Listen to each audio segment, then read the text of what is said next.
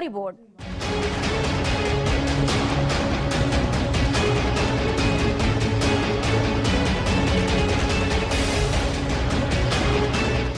పుష్కరం కిందటి ఒక కేసు ఇప్పుడు చిదంబరం మెడకు చుట్టుకుంటోంది.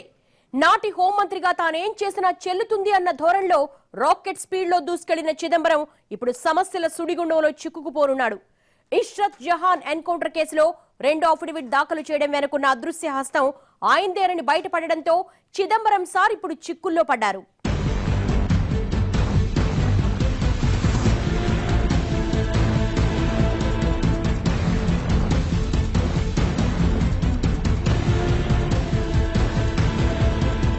చేసిన తప్పు ఎప్పటికైనా బయటపడుతుంది. అదే చేసిన పాపమైతే ఎప్పటికైనా మెడకు చుట్టుకుంటుందంటారు. ఇప్పుడు కాంగ్రెస్ సీనియర్ నేత చిదంబరం విషయంలో ఇదే జరుగుతోందా అనిపిస్తోంది. ఎందుకంటే 12 ఏళ్ల కిందట జరిగిన ఓ ఎన్కౌంటర్, దాని దర్యాప్తు, తదనంతర పరిణామాలన్నీ ఇప్పుడు చిదంబరం మెడకు చుట్టుకుంటున్నాయి. దేశంలో ఎన్నో ఎన్కౌంటర్లు జరిగాయి, కానీ చిదంబరం ఇన్వాల్వ్ అయిన ఈ ఎన్కౌంటర్ ఆషామాషిదేం కాదు. అందుకే ఇప్పటికీ ఆ ఘటన అదే స్థాయిలో ప్రకంపనలు సృష్టిస్తోంది.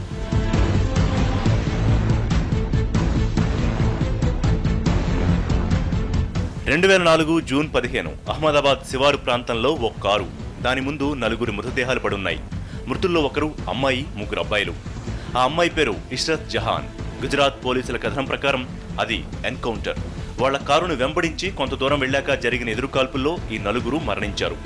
ఇందులో ఉన్న ఇష్రత్ జహాన్ లష్కరే తోయిబా తీవ్రవాది అని, ఆ 3 తీవ్రవాదులే అని.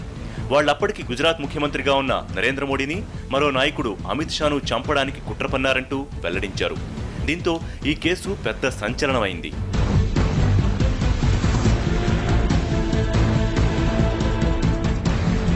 అదే సమయంలో కేంద్రంలో యూపీఏ ప్రభుత్వం అధికారంలోకి వచ్చింది.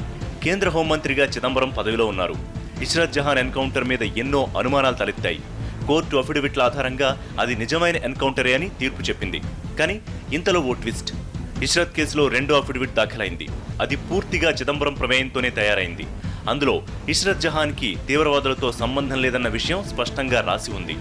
దాన్ని ఆధారంగా చేసుకుని ఇది నకిలీ ఎన్కౌంటర్ అని సుప్రీంకోర్టు కూడా అభిప్రాయపడింది. అంతేకాదు, ఈ మేరకు సదరు అధికారుల మీద చర్యలకు ఆదేశించింది. కానీ మళ్లీ ఇన్నేళ్ల తర్వాత ఇష్రత్ కేసు కొత్త మలుపులు తిరుగుతోంది. తాజాగా అమెరికాలో పట్టుబడ్డ తీవ్రవాది డేవిడ్ హెడ్లీ ఇచ్చిన వాంగ్మూలంలో ఇష్రత్ జహాన్ గురించి కొన్ని ఆశ్చర్యకరమైన విషయాలు వెల్లడించాడు. ఆమె లష్కరే తోయిబా తీవ్రవాదే అని, మోడీని చంపడానికే ఆమె ఆత్మాహుతి సభ్యురాలిగా మారిందని చెప్పుకొచ్చాడు. దీంతో ఇష్రత్ జహాన్ అంశం మరోసారి తెరపైకొచ్చింది. ఆమె ఎన్కౌంటర్ నకిలీది అని కోర్టు చెప్పినా ఆమెకు తీవ్రవాదులతో సంబంధాలున్నాయంటూ ఒక తీవ్రవాదే చెప్పుకురావడం సంచలనమైంది. డేవిడ్ హెడ్లీ అనే అతను కూడా ఐఎస్ఐ ఏజెంటు. ఈ బాంబే మీద దాడి జరిగింది చూసారా, నవంబర్ 26, 2008లో దానికి రెక్కీ చేసినటువంటి వ్యక్తి. అతను 30 ఏళ్ల జైలు శిక్ష అనుభవిస్తూ షికాగోలో ఉండి మొన్న బాంబేలో ఉన్న కోర్టుకి టీవీ ద్వారా, అంటే వీడియో ద్వారా సంజాయిషి ఇస్తూ ఏమని చెప్పాడు, ఈ ఇష్రత్ జహాన్ ఈవిడ ఎల్ఈటీ యొక్క ఆపరేటివ్ అని చెప్పాడు. అంతేకాదు ఎల్ఈటీ యొక్క వెబ్సైట్లో Ishrat Jahan is a martyr అని చెప్పారనమాట. ఇంత వాస్తవం తెలిసినప్పటికీ కూడా ఈ సత్యాన్ని దాచడం అనేది ఎంత అన్యాయం చూడండి అనమాట అండి. వివాదం ఇలా సాగుతూ ఉండగానే ఈ కేసులో మరో ట్విస్ట్ వచ్చింది. అప్పట్లో కేంద్ర హోంమంత్రి అంతర్గత భద్రతా అధికారి ఆర్వీఎస్ మణి ఓ కొత్త అంశాన్ని ఈ కేసులో బయటపెట్టారు. ఇష్రత్ జహాన్ కేసులో సమర్పించిన 2 అఫిడవిట్లపైన సంతకం చేసింది, వాటిని సమర్పించింది కూడా మణినే. ఇప్పుడైన కేంద్ర మాజీ మంత్రి చిదంబరం మీద ఓ బాంబు పేల్చాడు. అప్పట్లో ఇష్రత్ జహాన్ కేసులో రెండో అఫిడవిట్ దాఖలు చేయడానికి సిట్ చీఫ్గా ఉన్న సతీష్ వర్మ తనను బెదిరించి శారీరకంగా హింసించారని చెప్పుకొచ్చారు. ఈ అఫిడవిట్లో ఇష్రత్ జహాన్కి తీవ్రవాదులతో సంబంధాలున్నాయన్న అంశాన్ని పూర్తిగా తొలగించి ఆమె అమాయకురాలని ప్రస్తావిస్తూ అఫిడవిట్ దాఖలు చేయాల్సిందిగా తనను ఒత్తిడి చేశారని, వ్యతిరేకించినందుకు తీవ్రంగా కొట్టారని, సిగరెట్తో కాల్చారంటూ ఆయన ఆరోపించారు. ఆ ఎన్ఏసి చిదంబరం గారికి మళ్ళా తిరిగి ఇంకొక అఫిడవిట్ రాయండి అని చెప్పారు 2 నెలల తర్వాత. అప్పుడు ఏం చేశాడంటే, మొట్టమొదటి దాంట్లో ఇష్రత్ జహాన్కి ఎల్ఈటీకి సంబంధం ఉందని, వీళ్ళంతా కూడా కలిసి గుజరాత్ మంత్రులను చంపడానికి వెళ్తున్నారని, మోడీ గారిని చంపడానికి వెళ్తున్నారని అఫిడవిట్లో ఉంది. కానీ రెండో దఫా రాసిన ఎఫిడవిట్లో తీసి అట్లా పారేశారనమాట. ఎందుకు తీసేశారు? నేషనల్ అడ్వైజరీ కౌన్సిల్ నుంచి ఆదేశం వచ్చింది, అంటే అమ్మ దగ్గర నుంచి ఆదేశం వచ్చింది కాబట్టి చేశారనమాట అండి. మరి అతను ఇంకా ఏమని చెప్తున్నాడు, ఇంత సిబిఐ చేత ఎంక్వైరీ చేయించాలని. అంటే గవర్నమెంట్కి రెండు అంగాలు ఉన్నాయి, ఒకటి ఇన్ఫర్మేషన్ ఇంటెలిజెన్స్ బ్యూరో, రెండోది సిబిఐ. సో సిబిఐ చేత గుజరాత్ అల్లర్లను గురించి గుజరాత్ పోలీసుల యొక్క ప్రమేయం ఉంది అందుట్లో అని ఒక ఎంక్వైరీ పెట్టించారనమాట అండి. ఎంత దేశద్రోహకరమైనటువంటి చర్య చూడండి ఇది. అంతేకాదు, ఈ కేసులో రెండో అఫిడవిట్లో ఇష్రత్ గత చరిత్ర గురించి, తీవ్రవాదులతో సంబంధాల గురించి మిస్ అయిన అంశాలన్నీ నాటి కేంద్ర హోంమంత్రి చిదంబరమే ఉద్దేశపూర్వకంగా తొలగించారని ఆరోపించారు. ఈ రెండో అఫిడవిట్ తుది కాపీని ముందుగా నాకు పంపండి అని 2009 సెప్టెంబర్ 23న ఈ అఫిడవిట్ కాపీ మీద చిదంబరం స్వయంగా రాశారని చెప్పుకొచ్చారు. ఆయనకు పంపిన తర్వాత మర్నాడు సెప్టెంబర్ 24న రెండో అఫిడవిట్ను కోర్టుకు దాఖలుపరిచారు. అంటే ఈ కేసులో చిదంబరం పూర్తిగా ఇన్వాల్వ్ అయ్యి అఫిడవిట్ను మార్చారని చెప్పే సాక్ష్యాధారాలు ఇప్పుడు బయటపడ్డాయి. గుజరాత్ ఎన్కౌంటర్ కేసులో పెద్ద విషయం ఏంటంటే అది పొలిటికలీ మోటివేటెడ్ అని, గుజరాత్లో జరిగిన మోడీ ప్రభుత్వంలో ఉండే వాళ్ళ మీద కక్ష సాధించాలనే దోషంలో ఒరిజినల్ అఫిడవిట్లో గుజరాత్ గవర్నమెంటు, మహారాష్ట్ర గవర్నమెంటు పొలిటికల్గా ఇచ్చినవి ఆ రిపోర్ట్లన్నీ ఇగ్నోర్ చేసి తనే రాయించి రిపోర్టు హోమ్ సెక్రటరీని లెక్క చేయకుండా, లా మినిస్టర్ని కన్సల్ట్ చేయకుండా, లా సెక్రటరీని కన్సల్ట్ చేయకుండా, అటార్నీ జనరల్కి ఒపీనియన్ పంపించకుండా అండర్ సెక్రటరీ చేత బలవంతంగా సెకండ్ అఫిడవిట్ సంతకం పెట్టించి ఒక విధంగా ఏ విధంగా ప్రవర్తించాడంటే తన యొక్క రాజకీయ నాయకత్వాన్ని ప్రజల ప్రభుత్వానికి కాకుండా తన పొలిటికల్ రైవల్స్ అప్పుడు గుజరాత్ చీఫ్ మినిస్టర్గా ఉండేటటువంటి నరేంద్ర మోడీ గారిని ఇరికించాలనే ఉద్దేశంతో చేశాడు ఒకటి. వాస్తవానికి అప్పటికి కేంద్రంలో ఉన్న కాంగ్రెస్ ప్రభుత్వం గుజరాత్ సీఎంగా ఉన్న మోడీని ఇరుకున పెట్టడానికి ఇలా కుట్రలు పన్నిందన్న అభిప్రాయాలు వచ్చాయి. అదే నిజమైతే ఇప్పుడు ఎన్డీఏ అధికారంలో ఉంది కాబట్టి తన సచ్చీలతను బయటపెట్టుకోవడానికి ఇదంతా చేస్తోందా అన్న విమర్శలు ఉన్నాయి. అదే నిజమైతే మోడీ ప్రధానవగానే ఈ ప్రక్రియ మొదలుపెట్టుండేవారు. కానీ ఇప్పుడు ఆ మాజీ అధికారి చెప్పడంతోనే వాస్తవం బయటకొచ్చింది కాబట్టి ఇందులో చిదంబరం ప్రమేయం నిజంగా ఉందన్న విషయం అర్థమవుతోంది.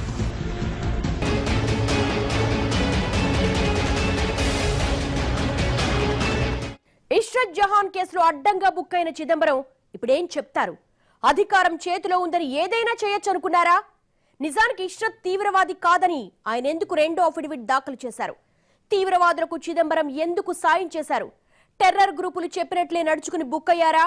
సోనియా మాటలకు కట్టుబడి మోడీని అప్పట్లో ఇరికించాలనుకున్నారా? ఇప్పుడేం జరగబోతోంది? కాంగ్రెస్ చిదంబరానికి అండగా ఉంటుందా, ఉండదా? ఇష్రత్ జహాన్ కేసులో 2 అఫిడవిట్లు దాఖలయ్యాయి. 2 అఫిడవిట్లు నెలల వ్యవధిలో రూపుదిద్దుకున్నాయి. మొదటి అఫిడవిట్ వాస్తవ పరిస్థితుల ఆధారంగా తయారు చేస్తే రెండో అఫిడవిట్ పూర్తిగా రాజకీయ ఒత్తిళ్ల మేరకు సిద్ధమైందన్న విషయం విస్పష్టంగా తెలుస్తోంది. యూపీఏ అధికారంలోకి రాగానే బీజేపీని అణగదొక్కే ప్రయత్నంలో భాగంగానే ఇలా ఇష్రత్ జహాన్ కేసులో మోడీని ఇరికించడానికి రాజకీయంగా పన్నిన కుట్రలో భాగంగానే చిదంబరం స్వీయ పర్యవేక్షణలో ఈ రెండో అఫిడవిట్ దాఖలు చేశారన్న విమర్శలున్నాయి. అయితే ఇదంతా ఆయన స్వయం నిర్ణయంతో చేశారా, లేక ఎవరైనా ఆయన్ను ఆ దిశగా ప్రోత్సహించారా అన్నది తేలలేదు.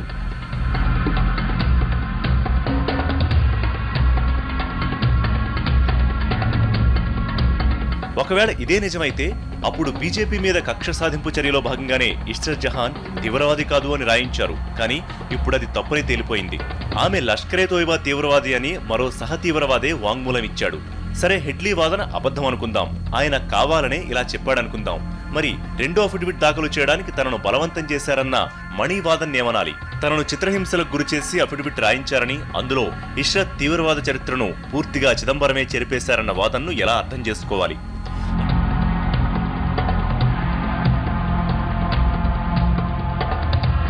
అంటే చిదంబరం కేంద్ర హోంమంత్రిగా ఉన్న రోజుల్లో ఒక తీవ్రవాదికి సాయం చేశారా? ఇష్రత్ జహాన్ లష్కరే తోయిబా తీవ్రవాది అయితే వాళ్లకు ఆయనకు సంబంధం ఉందా? ఈ ప్రశ్నలకు చిదంబరమే స్వయంగా సమాధానం చెప్పాల్సింది. హోంమంత్రిగా ఎన్నో కీలకమైన అంశాల్లో తొందరపాటు నిర్ణయాలు తీసుకున్న ఘన చరిత్ర చిదంబరానికి ఉంది. సున్నితమైన శాంతి భద్రతలకు సంబంధించిన అంశంలోనూ ఆయన నిర్లిప్త వైఖరి ఎన్నోసార్లు పట్టబయలైంది. దేశ భద్రతకు సంబంధించిన కీలక అంశాల్లోనే కాదు, ఆయన ఆర్థిక మంత్రిగా ఉన్నప్పుడు ఆ దేశ ఆర్థిక పరిస్థితికి సంబంధించిన అంశాల్లో కూడా ఆయన నిర్ణయాలు దశాబ్దాలకు తేరుకోలేని ప్రతికూల ఫలితాలిచ్చాయి. మొత్తంగా చెప్పాలంటే ఒక రాజకీయ నాయకుడిగా, ఒక కేంద్ర హోంమంత్రిగా, కేంద్ర ఆర్థిక మంత్రిగా చిదంబరం అట్టర్ ఫ్లాప్ అయ్యారన్న అభిప్రాయాలే ఎక్కువ వినిపిస్తుంటాయి. కాబట్టి చిదంబరం గారు ఇటువంటి పనులు చేస్తున్నారు అంటే ఆయన అసలు అతనికి నేర చరిత్ర ఉన్నది. ఒకప్పుడు టీటీ కృష్ణమాచారి గారు, ఆయన కూడా తమిళనాడు నుంచే, నెహ్రూ గారు ఉన్నప్పుడు ముందర దగ్గర నుంచి డబ్బు తీసుకొని లైఫ్ ఇన్సూరెన్స్ కార్పొరేషన్ చేత సింక్ చెడిపోతున్నటువంటి పాడైపోతున్నటువంటి బ్రిటిష్ ఇండియా కంపెనీ కార్పొరేషన్ షేర్లు కొని దాన్ని షేర్ ధర పెంచారనమాట అండి. దానికి చాగ్లా కమిషన్ వాళ్ళు నెహ్రూ గారి యొక్క అల్లుడు ఫిరోజ్ గాంధీ గారు ఇన్సిస్ట్ చేస్తే చాగ్లా కమిషన్ వచ్చి అతను నేరస్తుడని చెప్పింది. కేవలం అధిష్టానం ఆదేశాలను గుడ్డిగా పాటించి చిదంబరం ఇలా అఫిడవిట్ మార్చి రాశారా, లేక ఆయనకు తీవ్రవాదులకు సంబంధాలున్నాయా అన్నది దర్యాప్తులో తేలాలి. లేకపోతే ఆయనంతటా ఆయనే చెప్పాలి. కానీ కాంగ్రెస్ అధికారానికి దూరమయ్యాక చిదంబరం వ్యవహార శైలి మొత్తం మారిపోయింది. ఎందుకంటే 2 నెలల కిందట ఇంటర్వ్యూలో ఆయన మాట్లాడుతూ అఫ్జల్ గురు అంశంలో కీలక వ్యాఖ్యలు చేశారు. అఫ్జల్ గురు ఉరితీత విషయంలో బహుశా తప్పుగా నిర్ణయం తీసుకుని ఉండొచ్చన్నారు. అక్కడితో ఆగితే సరిపోయేది. మరో అడుగు ముందుకేసి అసలు పార్లమెంటు మీద దాడిలో అఫ్జల్ గురు పాత్ర మీద ఎన్నో అనుమానాలున్నాయన్నారు. ఆనాటి దాడిలో ఆయన పాత్ర ఉందా లేదా అన్నది ఖచ్చితంగా నిర్ధారించలేమన్నారు.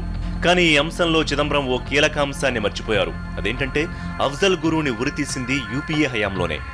అఫ్జల్ క్షమాభిక్ష పిటిషన్ దాఖలు చేసినప్పుడు హోమ్ మినిస్టర్గా ఉన్నది కూడా స్వయంగా చిదంబరమే.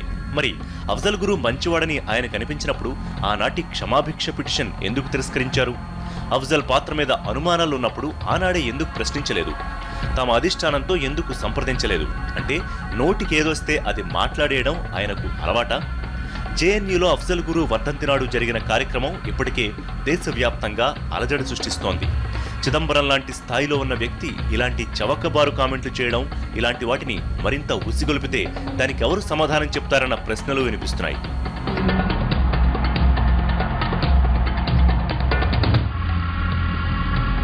అయితే ఇప్పుడు కాంగ్రెస్ అధిష్టానం చిద్దూకి అండగా ఉంటుందా లేదా అన్నది మాత్రం ఇంకా అనుమానమే. ఎందుకంటే ఈ అఫిడవిట్ల వివాదం బయటకు రాగానే సోనియా గాంధీ స్పందించారు. తాము అధికారానికి దూరమైనప్పటి నుంచి తమ మీద కక్ష సాధింపు చర్యలకు పాల్పడుతున్నారని విమర్శించారు. దేశంలో రాజకీయ పార్టీలు అధికారాలు మారినప్పుడు పాత కేసుల్ని తిరగదోడి రాజకీయ ప్రత్యర్థులపై కక్ష సాధించడం చాలా ఏళ్లుగా జరుగుతోంది. ఇది కూడా బీజేపీ కక్ష సాధింపు చర్య అని సమర్థించుకుని ఇష్యూ నుంచి బయటపడడానికి చిదంబరానికి అవకాశం లేదు. ఎందుకంటే ఆయన మీద ఆరోపణలు చేసింది ఒక మాజీ భద్రతాధికారి కాబట్టి. దీనికి తోడు ఎక్కడో అమెరికాలో ఉన్న తీవ్రవాది హెడ్లీ కూడా ఇష్రత్ను లష్కరే తోయిబా ఆత్మాహుతి సభ్యురాలుగా చెప్పుకొచ్చాడు. అంటే మొత్తంగా చిదంబరం ఇప్పుడు చిక్కుల్లో పడ్డట్టే. మరి ఈ సమస్యల సుడిగుండం నుంచి బయటపడడానికి ఆయన ఒంటరి పోరాటమే చేస్తారా, లేక కాంగ్రెస్ చేయూతనిస్తుందా అన్నది ఇప్పటికైతే అనుమానమే.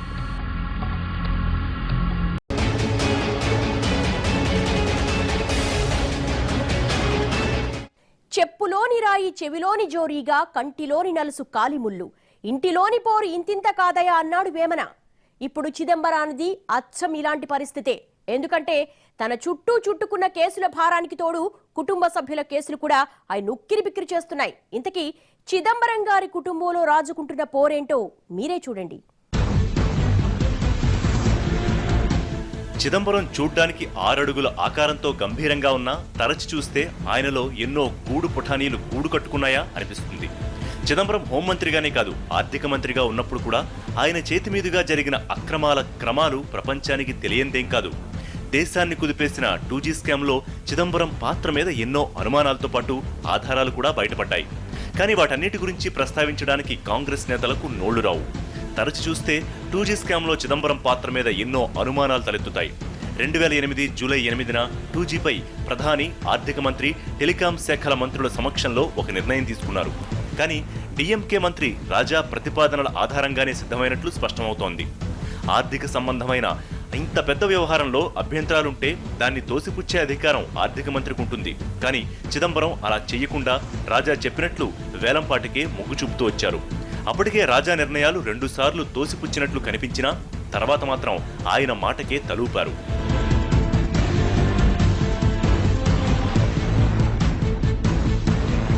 2007 నుంచి 2008 జనవరి వరకు ఈ రెండు శాఖల మధ్య జరిగిన ఉత్తర ప్రత్యుత్తరాలు దీన్నే బలపరుస్తున్నాయి. కానీ చివరి నిమిషంలో మాత్రం చిదంబరం మాట మార్చారు.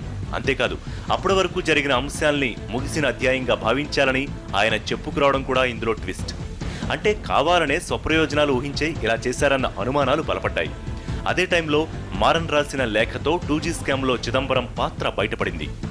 ఇంకోటి రెండవది ఏంటంటే తన కొడుకు ద్వారా చేసిన వ్యాపారంలో 16 కోట్లతో మొదలైన తన కొడుకు సంస్థ ఈనాడు 6,000 కోట్లకు పెరిగింది. అందులో ఈయన మొత్తం ఎప్పుడైతే సెంట్రల్ ఫైనాన్స్ మినిస్టర్గా 10 ఏళ్ళు ఉన్నప్పుడు కూడా ఈ యొక్క తన కొడుకుకు కావాల్సిన లాభాల్లో తన కొడుకు కంపెనీలకు లాభాలు వస్తుంటే తన ఫైనాన్స్ కమిటీలో డిసైడ్ చేయకుండా సెంట్రల్ క్యాబినెట్లో తనే డీల్ చేసేసి క్లియరెన్స్ ఇచ్చేసేసాడు. దీనివల్ల తన కొడుకు కంపెనీల్లో కొన్ని వేల కోట్లు కంపెనీలు పెట్టుబడి పెట్టాయి. 2008 జూలై 4న మన్మోహన్, చిదంబరం, రాజాలు హాజరైన సమావేశంలో రాజా అనుసరించిన విధానాలకు అనుకూలంగానే నిర్ణయం తీసుకున్నారు. ఇందులో చిదంబరం ప్రయోజనాలేంటో తెలుసా? ఆర్థిక మంత్రిగా ఉంటూ తన కుమారుడు కార్తీ చిదంబరానికి ఆర్థిక ప్రయోజనాలు కల్పించారు. 2G స్కామ్లో కీలకంగా ఉన్న ఎయిర్సెల్ మ్యాక్సిస్ కేసులో భారీ ఎత్తున ముడుపులు, పెట్టుబడుల రూపంలో చేతులు మారినట్లు ఈడీ నివేదికల్లో బయటపడింది. ఇప్పటికే ఈ ఆరోపణలపై పార్లమెంట్లో రగడ నడుస్తోంది. తాజాగా అన్నాడీఎంకే నేతలు పార్లమెంట్లో ఈ కేసుపై సమగ్ర దర్యాప్తు జరపాలని డిమాండ్ చేస్తూ ఆందోళన చేశారు. ఇలా ఎయిర్సెల్ మ్యాక్స్ కేసులో చిదంబరం కుమారుడు కార్తీలు అక్రమంగా సంపాదించిన సొమ్ముని తమ కంపెనీల్లో పెట్టుబడులు పెట్టడంతో పాటు విదేశాల్లో భారీగా భూములు కొనుగోలు చేశారని, విదేశాల్లో రియల్ ఎస్టేట్లో పెట్టుబడులు పెట్టారన్న ఆరోపణలున్నాయి. దీంతో పాటు కార్తీ మీద ఇప్పటికే చాలా కేసులున్నాయి. దీనికి తోడు 2013లో రాజస్థాన్, బీహార్, పంజాబ్లలో 108 అంబులెన్సుల కొనుగోలు వ్యవహారంలో ఆడిట్ లెక్కల్లో అక్రమాలకు పాల్పడి 14 కోట్ల రూపాయలు నొక్కేశారన్న ఆరోపణలు వినిపించాయి. ఈ స్కామ్ వెనుక అశోక్ గెహ్లాట్తో పాటు కార్తీ చిదంబరం హస్తం ఉన్నట్లు ఆరోపణలొచ్చాయి. ఇదొక్కటే కాదు, ఎన్నికల టైంలో శివగంగా సెగ్మెంట్లో కార్తీ చిదంబరం సబ్బుల్లో పెట్టి డబ్బులు పంచారంటూ వికీలీక్స్ వెల్లడించింది. ఇలాంటి ఎన్నో ఆరోపణలు ఇప్పుడు కార్తీ చుట్టూ ముసురుకుంటున్నా వాటన్నింటికీ తన అధికార అండతో అడ్డుకుంటూ వచ్చారు చిదంబరం. కానీ ఇప్పుడు తాడు స్వయంగా అతడి మెడకే చుట్టుకుంది. దీనికి తోడు ఈ పుత్రోత్సాహం మరింత భారంగా మారింది.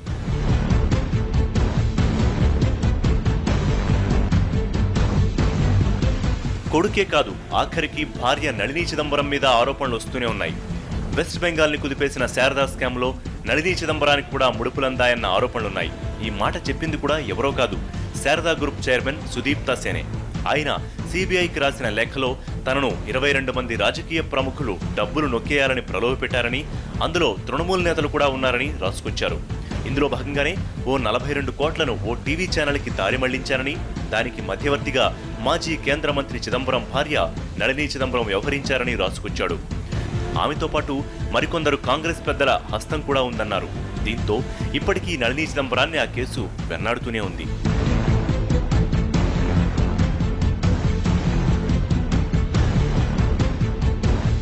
ఇలా ఇప్పుడు చిదంబరం ఇంటిలో ఒక్కొక్కరు ఒక్కో కేసుల్లో ఇరుక్కున్నారు. ఇన్నాళ్లు ఫెయిల్యూర్డ్ పొలిటీషియన్ గానే పేరు తెచ్చుకున్న చిదంబరం ఈ కేసులతో ఒక ఫెయిల్యూర్డ్ ఫాదర్ గా, ఫెయిల్యూర్డ్ హస్బెండ్ గా నిలబడ్డాడు. అసలు చిదంబరానికి ఇష్రత్ కేసులో ఉన్న సంబంధం ఏంటన్నది ఆయనే చెప్పాలి. ఆయన తప్పు చేశారా, లేకపోతే ఎన్డీఏ ప్రభుత్వం ఆయన్ను ఇరికిస్తోందా అన్నది ప్రస్తుతానికి తేలకపోయినా ఈ వ్యవహారం నుంచి చిద్దు ఎలా బయటపడతాడన్నది ఆసక్తిగా మారింది. మరి ఇలాంటి క్లిష్ట పరిస్థితుల్లో ఆయనకు హస్తం పార్టీ చేయూతనిస్తుందా లేక హ్యాండ్ ఇస్తుందా అన్నది ప్రస్తుతానికి సస్పెన్సే. మరి ఎవరి సాయమూ లేకపోతే చిద్దు ఈ చిక్కుల నుంచి ఎలా బయటపడతాడన్నది కూడా వేచి చూడాల్సిందే.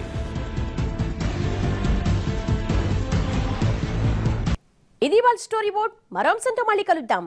నమస్తే.